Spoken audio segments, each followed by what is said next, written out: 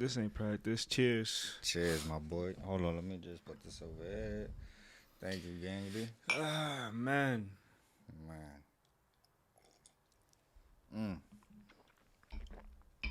I know you remember how hard this was just like a couple of weeks ago. That's a fact. How different does it feel now? It feels a little bit more familiar as opposed to before. And how better? Look at the. We got a whole production in here, huh? Gangly, the setup is clean. You don't see this? I'm really just waiting for these chairs. I mentioned it on the one that I had with George. Like, these Right. chairs are fire. They're what's gonna make the podcast, in my opinion. Besides me and my guests, Okay. I can't wait to see what's up with these chairs. I hope they at least got the the armrest. Like me anymore, cuz. that's Eso what es lo que falta. that's what I would. That's what I want those chairs for, because I feel like people could be a little bit uncomfortable in these, Okay. including myself. So I Right. want those for that exact reason, and I feel good enough to take these off. Tato. Anyways, this is not our first rodeo. This is actually our third time shooting. Is it third? I thought it was the second. No, we shot the one that I spoke about that was like really bad. That was a real like trial and error. Yeah, like, that was a. And now we're here, issue. and I want to talk a little bit about current events, because we've been keeping these more like at an interview level. Right. But this Kanye shit is crazy.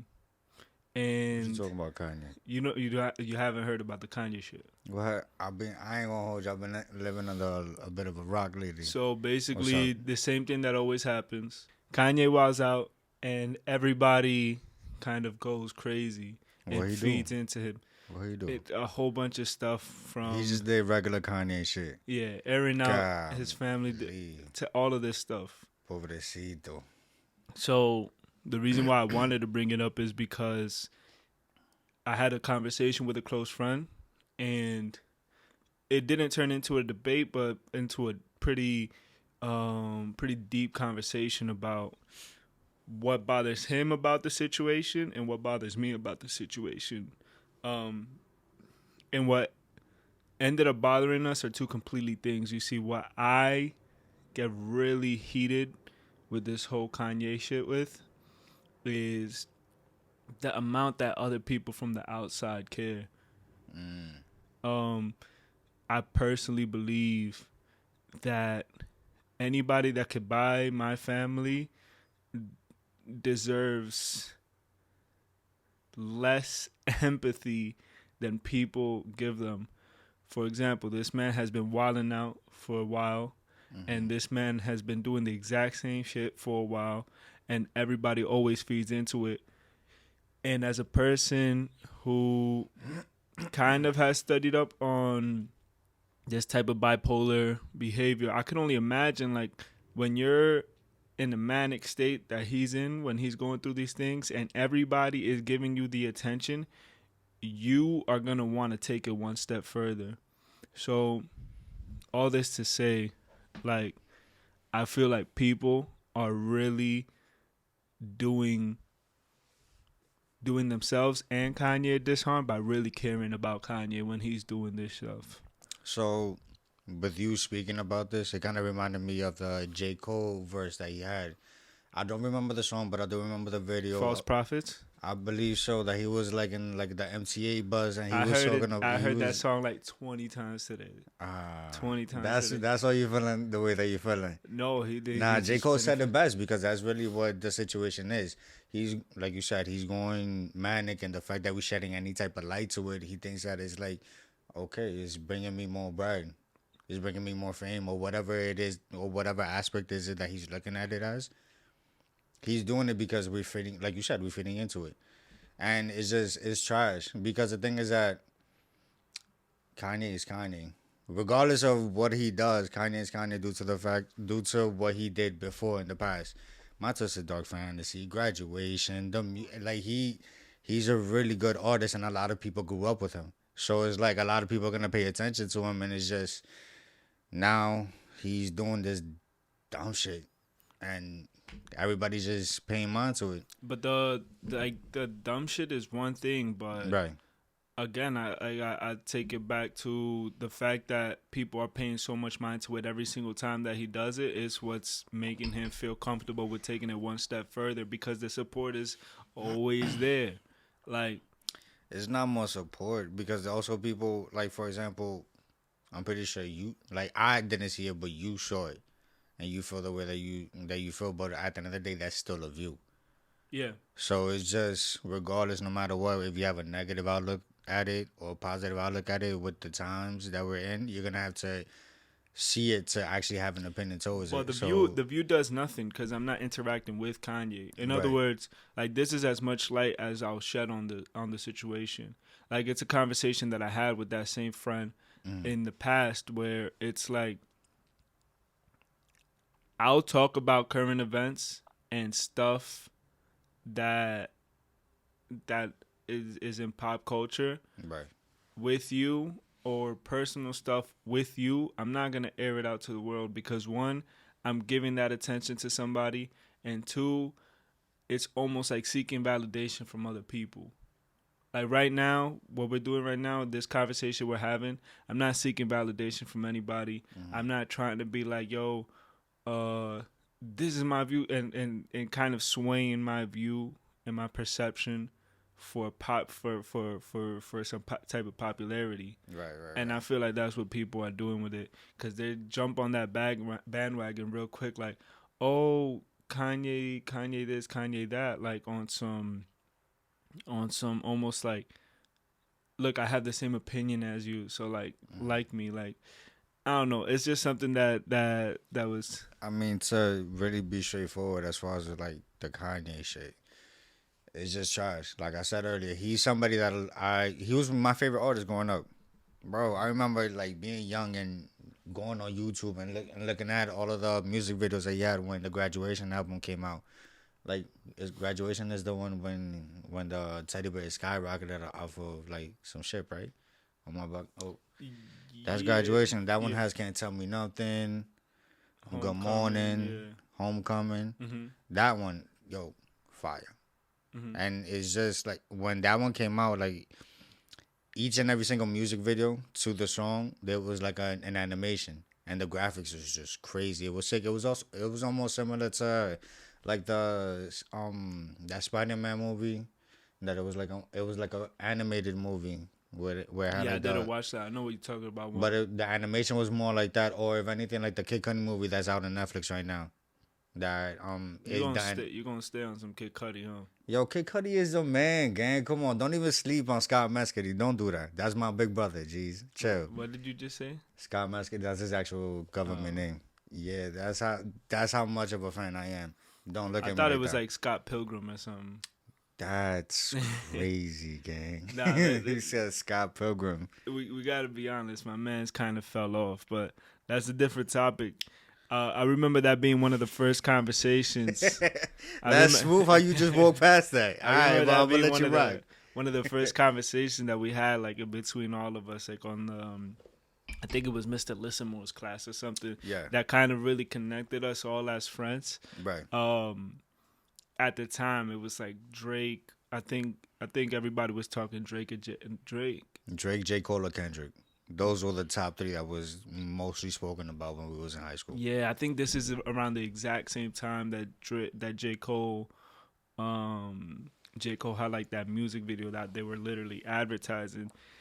And I think I was the one that jumped out the window and said either J. Cole or Kendrick Lamar. It's really crazy seeing how far these people have gotten. Like, Yes. I remember I Yes. saw Kendrick Lamar in that freestyle, the XXL, Yeah.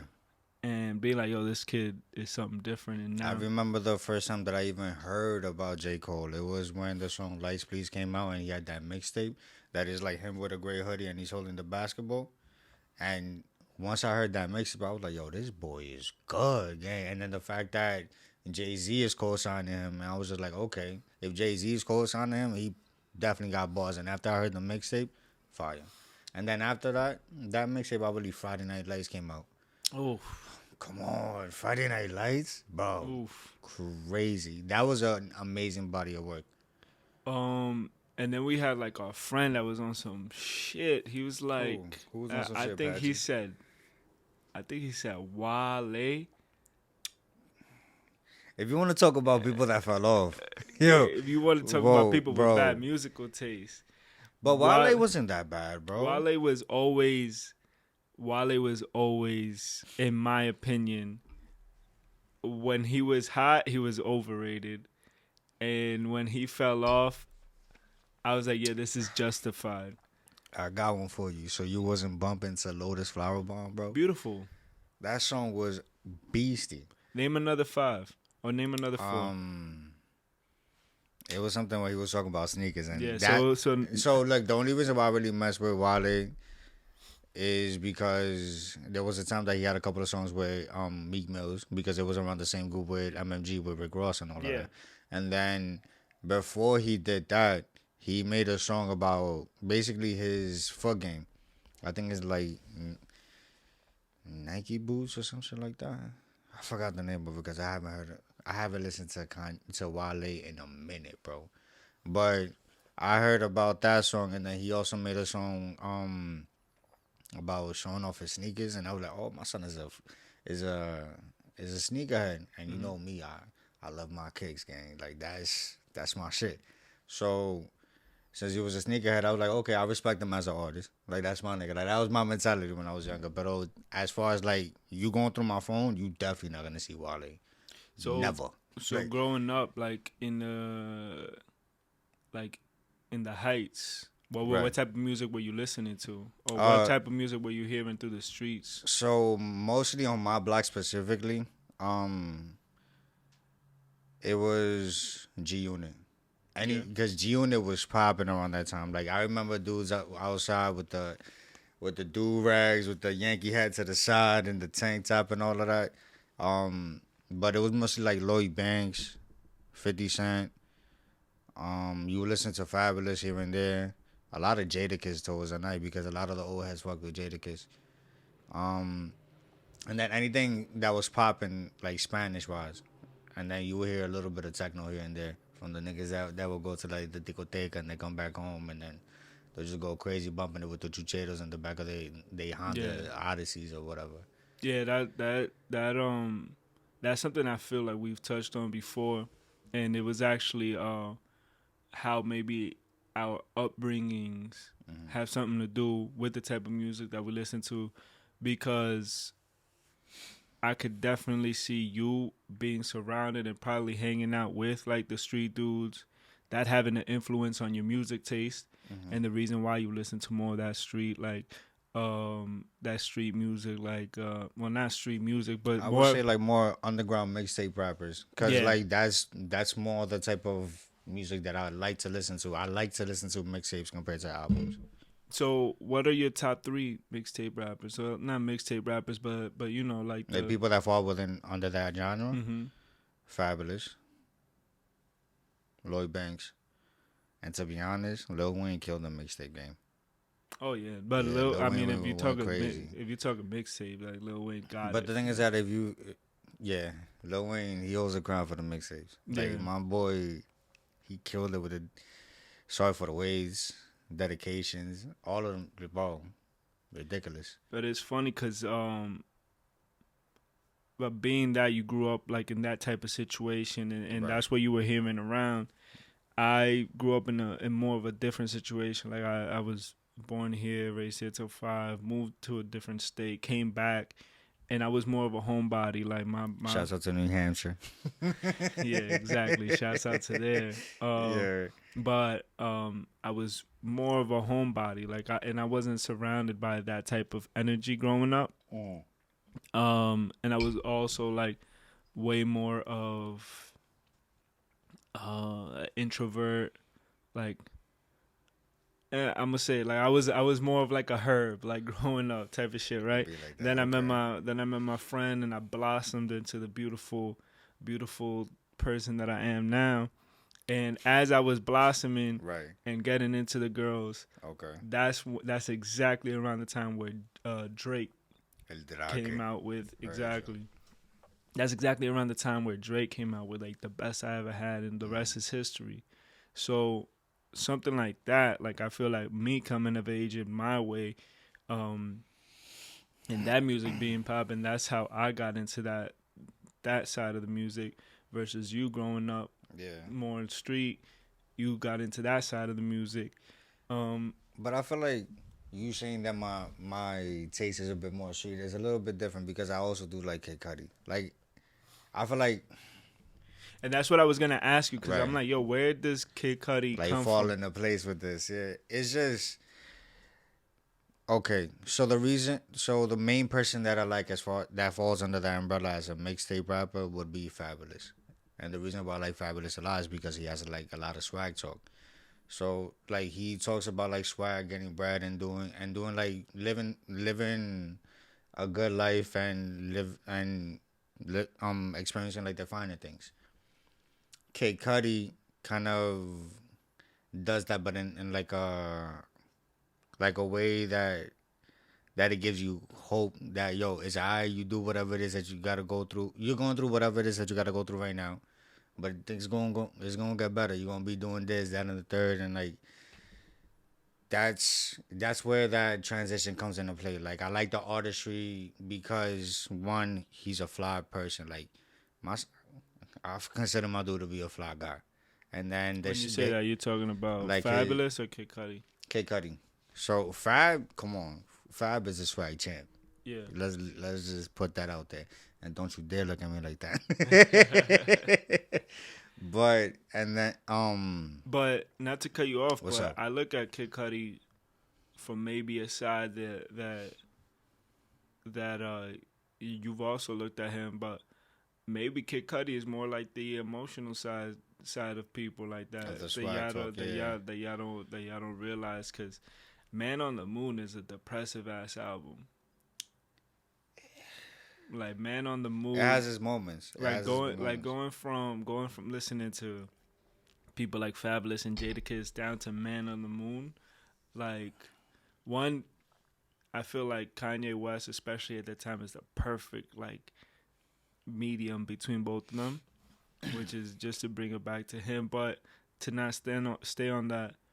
He, Man on the Moon is like a whole nother side of music.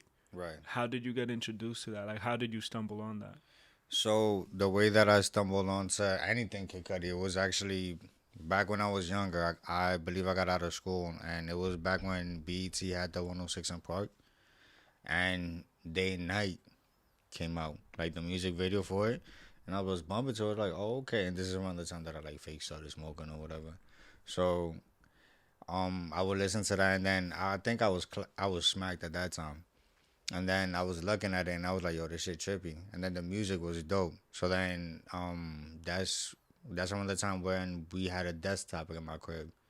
So I went on the desktop. I looked up Kid Cudi because they will give like a little like 5 second part on the corner where they will give the information of the song and the artist and where who is he under and so on and so forth. So I got that information. I went on YouTube, looked up Kid Cudi, and then everything else just started popping out. And then it was mostly at that time it was mostly his mixtapes. So then I already was a fan of his mixtapes. And then the Man on the Moon album came out, and I was like, "Yo, it's over. This Yeah. man is about to go off." Like, Have you kept up with him? I stopped keeping up with him after Indica came out. Mm. That was the last album that I was just like, yeah, that's Now, my man. a lot of the new kids, like they're taking that type of They going towards that route. towards that emotional route. Do you Yeah. find yourself listening to more of them? One person that I know was a fan of Kid Cudi is Travis Scott, and Travis Scott has been blessed and with the opportunity of actually working with Kid Cudi with many of his projects. And Travis Scott says, "I am like Cudi was one of my favorite artists growing up, so." Travis Scott is definitely like number one because Travis Scott is a beast in my opinion, bro. Ese tigre un problema. Yeah. Yo, he's a good producer. He's a good artist, and then on top of that, the people that he put on into the game, like Don Toliver, Shaq West. Even though he's more onto like apparently he gave up the rap into becoming a overseas ball player. and apparently homie's nice. So, but the person that I really like from that Jack Boys group would have to be Don Toliver. I feel like he's a very talented artist. So I guess all of that trickled down from like Kid Cudi, because Kid Cudi inspired Travis Scott. Travis Scott wanted to be whoever he is now in the game, and then now because Travis Scott is in the game, he got Don Toliver. So I guess that's The the effect that certain albums play on me personally are could be pretty profound. Like To Pimp a Butterfly, for example. Um, that's a real good one.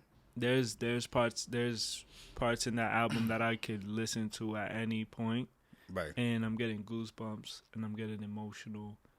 What album does that to you? The one that has been doing that for me lately has to be. Well, there's a couple now that I start to think about it. My Twisted Dark Fantasy by Kanye West. That's like, in my opinion, it's a timeless album. No matter what time, no matter what mood you're in, it's always gonna hit. In my opinion. Another one would be the Man on the Moon album too. That's just a good body of work in my opinion. So that's another timeless album. And lately, Dave East has been surprising me. There's Karma. Karma 3 has been on my playlist lately, and it came out like 2 years ago, and bro, I've been bumping to that crazy. Yeah, I had to refill the drinks, but we're back. Back at it like we never left. You heard? So our producer told us something off camera. Our great friend at that too. Our great friend, yeah. So we went from the lunch table all the way to the Small Marble podcast with my beautiful Small Marble table. Okay. So you're one of my closest friends. It's been over a decade. That's a fact. Yeah. How many people do you feel like you've kept that connection with through high school, or do you feel like most people just kind of fleeted away? So now that I think about it, I've been blessed so far because I have, for example, you, George, Miguel, and then the other friends that I've met through Miguel. So I say most of my friendship, I would have at least a good more than 5 or 6 people that I've met from when I was in high school that to this day we're still cool. Yeah, So in that aspect, yeah, it's been a handful of people in my opinion. that's what's up. I Yeah. mean, the connections that I formed with some of y'all have definitely been some of the strongest bonds. Wait, pause. I forgot about Anthony. That's crazy. My boy Ant. That's another one. That's my boy. Yeah. Yo, when we moved to PA, shouts out to Ant. Nah, but Yeah. Ant is a perfect example of like people who have been solid from day one. For example, Facts. with anything that we do, I feel like that's one of the first people to show love. Yeah, that's like family, bro. Like, That's, With blood everybody, couldn't make us closer. yeah, with everybody doing their thing, do you feel like it's harder for you? Speaking on that, with everybody doing their thing, do you feel like it's harder for you to keep friendships? And how important do you feel like friendships are to you in your life? Like keeping in constant communication with close ones. So I'll be real with you. If you'd ask anybody, I'm terrible when it comes to keeping a communication or a line of conversation going on, especially over the phone. I'm really good when it comes to like if you call me, we speak, we have a little bit of a tit for tat or whatever, and then we hang up. Like that, I'm good more on the phone. But I feel like it's very important, like that. And when it comes to you maintaining those type of relationships, you evolve as a person because you need to. The thing is that you need to realize that is not everybody's gonna have time to really be on the phone and be chatting because you don't know what people are going through, what they got cooking up, or what their priorities are set to. Maybe it's not on that phone right now, so it kind of it helped me evolve as a person, knowing that not everybody's on my time. But at the end of the day, you do take your time to make sure, like, hey, how's everything going? You good? Yeah, you good? All right, bet, cool. That's what's up. I'm glad to hear that you fine. And then those regular checkups, like those mean a lot, especially as you get older, because as you get older, you tackle more things. Life gets a little bit more serious. You don't know what's being thrown at you. It doesn't take anything to just text a person to be like, hey, was thinking about you. Hope everything is all right. But cool. Yeah, That's it. no, Like it definitely. I feel like it's important and it helps you out. And the For best sure. relationships, the best friendships, I feel, are the ones that you could drop off at any time and pick them right back up. That's a fact. Like as if Right. like as if there was no time between. Exactly. Yeah. What are the biggest changes that you've noticed after Thomas? Because I know that you were a big sneakerhead back Right. then. Yes. Probably little bread, right? Like no money. And now that you have been working and you have been able to invest, how much more love and appreciation have you grown for that hobby? I call it a hobby because I feel like it's something you wear, but that's also something that you're passionate about, which is my Yeah. big thing. And I collect. I can honestly say I collect sneakers. Like I have an asphyxiation with sneakers that bring me like nostalgia. Like I have this thing whenever my birthday comes up, I go to Flight Club and I buy a pair of sneakers. Like the last one, my birthday's in September, so this September I bought the True Blue threes. Bro, you should have seen me. I was geeked waiting for the lady in Flight Club to call my name. Once she called me, took the sneakers out the box. I saw the little tag on the side. I was like, oof, yo, it was crispy. you gang. mentioned Flight Club. Like Yes. I got a question for you because I'm not into like sneakers Talk to me. like that. But obviously I keep up with the time. Flight Club is like the OG. Of How do you course. feel? How do you feel this reselling shit is? How do you feel about this reselling shit that's happening right now? Because I know that things are getting crazy. So, all right, I'm gonna be real with you. I want to let the people know there's not a hating bone in my body. But best believe I do hate it when I'm going on the Nike app, the sneaker app, and I'm putting it for the draw, and then I get that is a dub, my boy.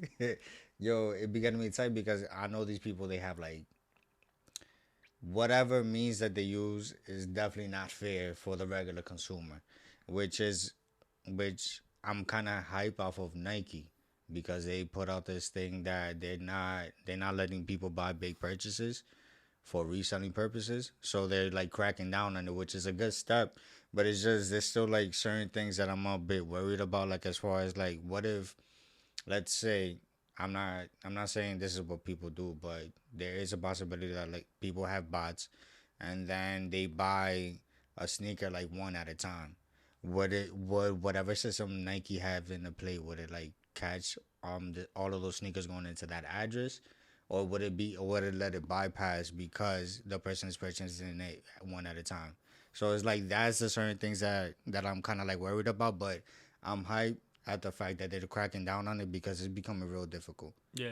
Like Oh no, super difficult to purchase anything, bro. it's definitely taking them way too long to Yeah. crack down too. But I'm happy that they are. Like I personally, like I said, I'm not into sneakers, but I'm into technology. So Right. with technology comes like the PlayStation 5, and I haven't been able to crack that, and I'm not paying resale prices. So it's The just resale price on that is ridiculous too, bro. the resale price on everything. Like these Yeah. motherfuckers are ruining everything. It's everything. bad, super But bad. but with that being said, have you ever resold a sneaker, and have you hit somebody over the head? No, I felt like any sneaker that I ever resold, I hit it for a fair price, or it was an even trade. Cause I remember when I was young, I kind of like after time, I kind of regret this trade. It was for the Kobe eights, the Python Kobe's, and I traded them for the Candy Cane 14s, Jordans. Hmm. I felt like at that time that was a great trade. Candy Cane 14s, I'm coming up, bro. You want some Kobe's for some Jordans? I'm coming up. But then after time progressed, I was like, damn, those Kobe's, if I would have had them now till this day, bro, I would have been up. Because, after Kobe died, everything just skyrocketed. And then even after, like after 2 years, I saw that I got it for like 130. The price was like three and change after 2 years because people weren't able to get them, and then it became like a rare sneaker to get. So I was just after time I got tight, but that was one of them. And then no, I never hit anybody over the head. I feel like I was always fair. All Like right, so the most I ever got out of profit would be like $100, 150. That's all pretty right. much it. So boom, you going on a date, right? It's Boom. first date. All right. Yo, she look fire on Instagram. Oof. Y'all go. You going to something nice because yo, y'all been talking for a while. This just feels right. You going to Tao downtown. Oof. Okay. Shorty shows up. I like a little Chinese. All Shorty right. shows up. Rib jean, black Air Forces. What you doing? Gang. Ooh, black Air Forces. They're like black Air Force One Yo, lows. it's crazy that you just jumped into that because I was gonna think I was hoping that you would say like what would I do with a shorty with like dirty ass Air Force Ones, like white Air Force Ones, but you said black Air Force Ones, Oh gang? yeah, no. Nah, Like we're not going stylish. nah. This is black Air Force Ones. But she Black fire. Black Air Force One energy off And of she's a off size rip. 7 men. And men, Yeah. it's so cause you're not making this easy, gang. What are you doing? I'm gonna keep it a buck. There's only one question and one question I have to ask. Excuse me, I'm sorry. I might get attacked for this one, but how fat that ass is, gang. like I need to know. Like that shit crazy. All Like- right, so we know the sneaker to ass ratio is what you look at. At that point, How much does a woman's style really matter to you? a lot because I've dated women that like respectfully they've been amazing people, great souls, but they dress like my grandmother and I just can't do it. Like, bro, Yeah. like why you look like a viejita when we going out? Do you feel like their nah. style? Do you feel like their The style definitely has an influence with me for sure. Yeah. Yeah. And what about personality? Oh, of course. Because we're gonna set you up after this, and I just want to know what type of girl you go for. How important is personality, and what personality do you go for? I know that you're like you're very deep into family. How important do you feel like that is? Like you said, I'm deep into it, so that's very important. Like to be real with you, all right. I was raised with my mother alone, so off rip, like my relationship with my mother is low key close. Not gonna be out here saying that my mom was with, but my shorty gotta accept my mother for whatever she is, cause she is who she is. So my family is a little bit different, so she got to it's big, bro. It's very big. Like she got to be down for the family. And what other features? As far as what other features she gotta Like what like all right. You're at a stage of your life where I'm assuming you have some type of standards. I say for the person that you're dating, how important is I was asked this question before recently. How important is a woman's income in your dating?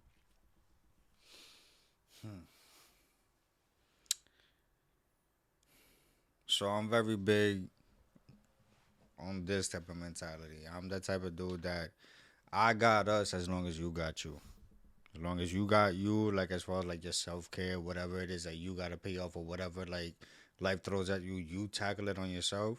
But then when you're with me, I got everything. Like as far as like we going now, I get this, we get that, and then like it would be nice that sometimes like a shorty would be like, "Yo, don't worry, since you got this, I go get that." Like I don't mind that, but she has to have enough at least to sustain herself.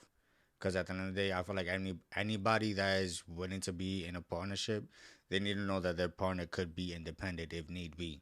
Yeah. Because the thing is that, like, let's say if you guys have some type of dependency on each other where you're the breadwinner and then she's not doing anything, God forbid shit hits the fan with you. You don't know what life is gonna throw at you. God forbid you something happens where you're not able to perform the way that you regularly do, and you can't go to work, or you can't do whatever it is that you do to make bread. Where y'all at? Yeah. what's gonna happen. As long as you know that as long as that you know that you just gotta worry about yourself and she can sustain herself, you good. I feel Yeah. like that's a really good dynamic. And if you're in the position where when y'all together, to actually, when y'all go out, you take care of the bill. When y'all go to the movies, you get the tickets, get the popcorn, whatever it is. If you're in that situation where you could get that, get that. Be a man. There's nothing wrong with that. That's your shorty, bro. Relax. Yeah. But you gotta know for sure that she could have like her own nails, her hair, her whatever it is that she gotta get. Yeah. Like My whatever self care is, she got that. That's her. that I feel that. So my answer when I was asked was I want to work my way to the point where I could take care of myself and my family, Right. and I want I don't care about how much my woman makes. What's important to me is, and this sounds like a little bit of a counter to what I just said, but hear me out. I know that teachers don't make much. Let's say teachers make 30 G's a year, right? I know that she is responsible enough to go through school and can handle the stresses of being a teacher, and there has to be some type of love for what she does. So she has some sort of, and I know I'd be killing y'all with this whole passion shit, but hear me out. She has some sort of passion for what she does, and she has responsibility, and when she wants to do something, she's gonna get it done. In other words, that's with the whole schooling thing. So I know that if and hopefully when I'm the breadwinner in the relationship and everything falls on me financially, I know I could give you the credit card and the debit card, and you're not gonna go wild with our income, even if it's only mine, because of that responsibility. Because I know that you're a humble person. Like that's just what I look for. Like I just want somebody who shows that type of self restraint, and again that responsibility I have that a comes question with for you getting. actually now, since you just touched bases on that. How is it that you test that in a girl? Because I kind of have a way to do that too. Because that's something that I look for in a girl too. Because it's just if you're the breadwinner, if you're the one that gets to it in that relationship, and there's certain times that you're just gonna have to like trust your girl to do what she has to do with your bread. So you gotta know that this is somebody that you could trust with it. So my question is, how is it that you get to the point where it's like, yeah, I could do this with her. Um, for me, so far it's been mostly just dating women that got their own already. In Right. other words, those career women that I've just been talking about, like again, their income does not matter to me at all, Mm-hmm. because you could be making any type of income, but you're taking care of your own shit. You Right. know what I'm saying? So I know that when we're both together, we're both gonna be taking care of our own shit. Right. And when ultimately, if it comes down to it, and she doesn't want to work, and we got the kid, and we got the house, and all of that, and I'm the one taking the bill, I'm more than confident that she's gonna take care of. She's gonna take care of at the same way I'm gonna be taking care of our own shit. She's gonna be taking care of our own shit, even if it is with just my income. Right. Like that's what's important to me.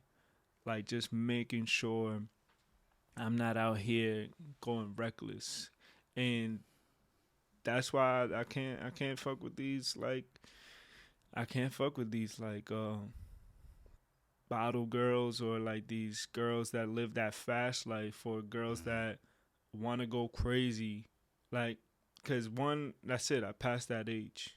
Now I'm at the age where I want a serious woman, no matter what point I'm in. Like it has to be a serious woman. Like So I'm into interviews. I forgot what interview it was actually that I got this from, but the person was saying that the way that his grandfather did it was that he would be the breadwinner and his wife would stay at home with the kids. But the way that he would do it is that he'll get the bread, but he'll give his wife the bills and the money so that she could pay it off, so she could know how much the guy actually makes.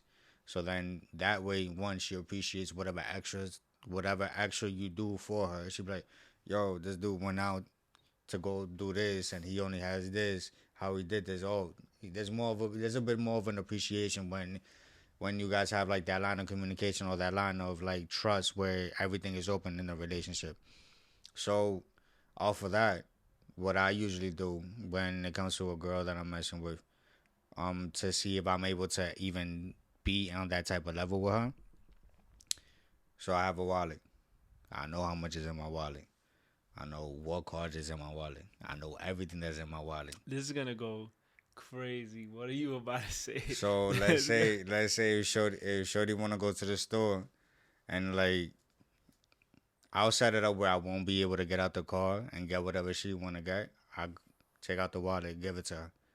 She goes. I get my wallet back. I'm gonna go home and I'm gonna count that. I know how much it is. It's in it. I know if you got a horse, Shorty, it's only $1, mostly $1.50. If I got the same exact change in my wallet, I'm like, okay, I can mess with her. I'll probably do it once or twice. But I make sure that everything is in there. But it's like, it's fake rolling the dice, but I do that sometimes depending on the Shorty. I gotta like cross, like, there's levels to that. Like, you can't just do that off rip, porque yo, tú no sabes a quién tú le estás dando esos cuartos, tú me entiendes, loco. Eso es solo tuyo, tú me entiendes. Pero, like, let's say if you got at least like 4 months, 5 months messing with the Shorty, that's a good amount of time where you could like really get to know somebody. Not really fully, but it's just like, you could test the waters a little bit. I'm not gonna lie. You just do that, and then you know what's up. I'm not gonna lie. Baiting the person you're with is hilarious. That's hilarious. It ain't no bait, but it's just like you got to know what you're dealing with, bro. Come on. That's hilarious. That's a bait. Damn, gang. That is completely baiting. Like, really? Like a bunch of rolled up like 20s in a wallet. Like, yo, here, mama. Diablo tampoco así, man. It's flat out, bro. It's flat out. I know how much I got, man. Just go take care of it. I'll trust you enough with my wallet. I know you're not going to do some crazy shit. Yeah. I get my wallet back, and if it's not some crazy shit where I'm missing back, I'm good. All right, we good. We could continue this on. We could cross that bridge. I hope nobody ever steals from you. Nah. I never got to that point. I know who you got to know who you do it with. You feel me? Like, you can't do it just to anybody. I hope nobody steals. That's crazy. He now, said I'm baiting Shorty. I want to. No, you are definitely. Yo, tell her Shorty, yo, tell him just ham lettuce, tomato on a roll. Yo, and get me one of those Nutriments, and get whatever you want. And then checking the receipt is wild. That's crazy. Listen, you don't do it in front of her. Obviously, you're not gonna do it in front of her. You're gonna do it behind closed doors. But it's just like, you got to know who you're dealing with, bro. You're going to hit her with the, a matter of fact, let me go in there real quick. I forgot. I got to grab something. You're going to ask the deli man, like, yo, let me get the receipt just to double check. That's crazy. But yo, fam, you don't need all of that. Also, just to wrap it up, you have a pretty cool hobby of collecting vinyls. Facts. And I was actually looking into not copying you, but I drew some inspirations from you, and I was thinking of putting a couple of vinyls up there on that wall, and I was thinking 3 to 5, but if we're keeping it at 3, I was thinking To Pimp a Butterfly. Nothing Was the Same, and if it's even possible, Friday Night Lights. If it's not possible, probably Born Sinner. What would be your top 3 vinyls that you're putting up? This is including album artwork, mixtapes, how much you actually like the music, and everything, aesthetics. All right, number 1, Soul Tape. Number 1, off rip. Yeah. Fab going up there automatically. Fire. Second, Reasonable Doubt. That's my favorite Jay-Z album, without a doubt. So did it. The third one would have to be My Twisted Dark Fantasy. Yeah. That'll be my top 3. One, that Twisted Dark Fantasy got got a beastie like album cover. Yeah. It's all red, but it's like that muñequito en el medio. It just look crazy. And then the music behind it, bro. But what That's if Kanye's best album, in my opinion. if the Soul Tape isn't available? What are you switching that out for? I would go with something that's more inspirational to me, so it would have to be Man on the Moon. Okay, that's a good one. Yeah, definitely. The That's a good artwork one. on that alone. Olvídate. I'm thinking Pusha T might be one that I would have to. Pusha T, I think I'll make you Daytona. proud with saying this, but I listened to Daytona. Yeah. Fire. Fire. Yo, my boy went crazy, man. Bro, you Yeah. took way too long. But yo, bro, That's it was crazy. this was great. Facts. You don't have anything but cheers anyways, bro. Cheers to life. Anyways, I don't even know this where else is going. this was a good one. That's a fact, yeah. This is episode number 4 in the books. Hey, damn. This is my Small Marble Table. This is a Small Marble podcast. This is getting so much easier and so much more fun as we're enjoying our drinks and talking shit. I want to keep this nice and short for now, and then we're going to get into longer form. We're going to be cutting clips up for Instagram, TikTok. We're going to have the Apple Podcasts. We're going to have Spotify. We're still working on a schedule, but that's going to be that's all going to be set up within the next month. And I've been getting a lot of love, a lot of people telling me that they want to come on. Keep sending that love. Keep telling me you want to get interviewed. It's going to be a little bit of a time. This is a little bit time consuming, but as long as I know that y'all are listening and that y'all are down to get interviewed, you're putting batteries in all of our backs. I appreciate everybody. I'm Joel, your host. This is my Small Marble Table. This is the Small Marble Podcast. This is Jacob, my boy. Gang. And I'll see you all soon. Have a Peace. good one, guys. Don't take yourself too serious, Thank you for motherfucker. listening. You are